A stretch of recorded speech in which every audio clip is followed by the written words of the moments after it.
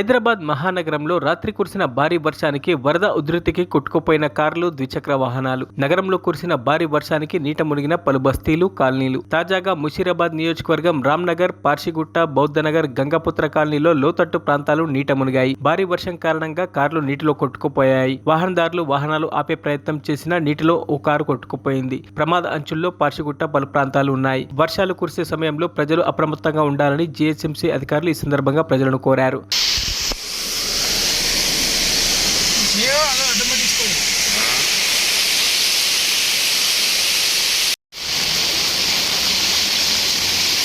Interview भी ले रहे क्या? हाँ, ले रहे तो हमारा घूस देता बोल रहा है। Okay okay.